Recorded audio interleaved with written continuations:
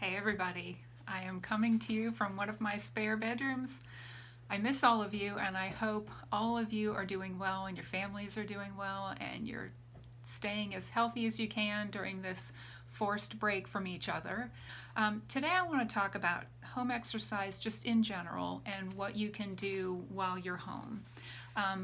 I hope you remember from our education sessions in the past that even as little as 2 weeks of doing no activity, or what we call detraining, getting off of your regular program and not exercising, is enough time for you to lose the cardiovascular adaptations that your body gained when you were doing exercise.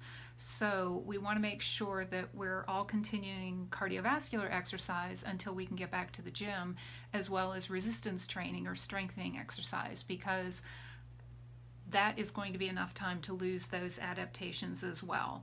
So if we all come back to the gym after 4 or 6 weeks or however long this break is, and we've been off of our regular exercise, it's not going to be pretty. So what can you do for cardiovascular exercise at home? For most people, the most accessible form of cardio that they can do is walking. Now, right now we're kind of lucky. We've hit a stretch of pretty good weather. We've had some hot days, but all in all, the temperature has been pretty good for outdoor exercise. Now, since we're under a stay-at-home order, that does not mean that you have to stay inside. One of the legitimate reasons for going outside of your home during this time is to get exercise. We just have to make sure that we maintain that distance of 6 feet or more between us and the nearest stranger that we encounter. So please don't use that as an excuse to not get out and get some exercise. So if you go outside and you walk, make sure that you dress appropriately for the weather and that you carry water. I want you to challenge yourself to take a full bottle of water with you when you leave the house, when you walk, and empty that bottle throughout the walk and bring it home empty. Don't forget to warm up when you exercise. A lot of people are mystified by the warm-up, but just remember that the purpose of the warm-up is to gradually prepare your body for more intense exercise.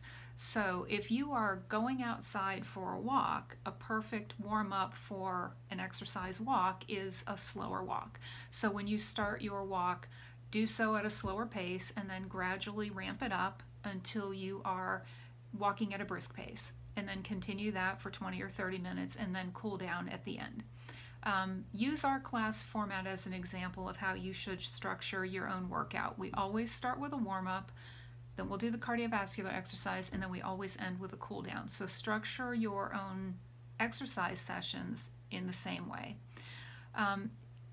If the weather prevents you from getting outside or you don't want to go outside, I've emailed just about everybody I had an email address for our warm-up routine. So a lot of people have remarked to me over the years that sometimes our warm-up routine is more intense for them than the machines that they use after we do the warm-up routine.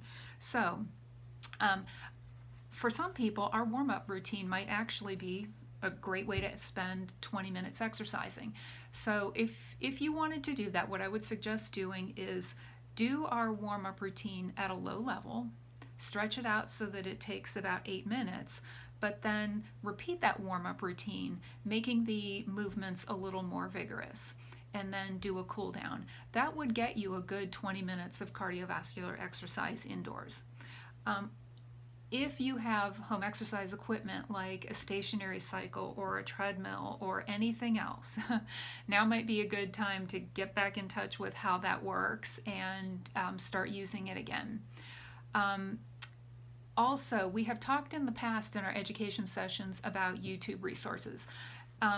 There is a lot of junk out there, and ironically, you might count this video as some of the junk that's out there.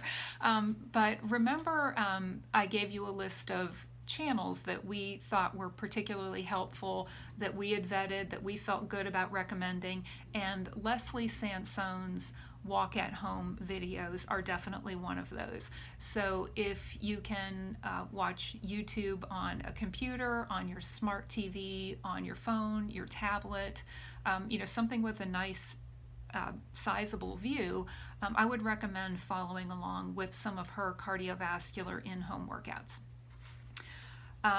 What can you do for strengthening exercises at home? Well, all of you can do the same things that we do in class right after we complete our warm up and we go get the dumbbells, whether you have dumbbells or not. Exercises like the squat or chair stands, half squats, are great for strengthening the lower body and leveraging your body weight only. Things like counter push ups, wall push ups can be done for upper body strength. If you happen to have dumbbells or bands, you could use those to do the the resistance training exercises that we normally do in class, like the bicep curls, the squats with the dumbbells, the overhead presses, the rows, the tricep kickbacks, the external rotations, the calf raises. If you don't have dumbbells or bands, you could substitute water bottles or soup cans. Anything you have that you can hold easily in your hands that can be used to add a little bit of external resistance. But if you don't have that, remember your body weight counts for a lot, so don't overlook that.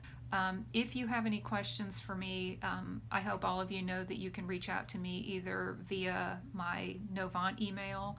I can check my Novant email messages and my voicemail, or you all have my personal email and personal cell phone number, which you are welcome to use as well. So stay well. We're going to keep in touch with you. You keep in touch with us as well, and hopefully all of us will be back together really soon. Thanks.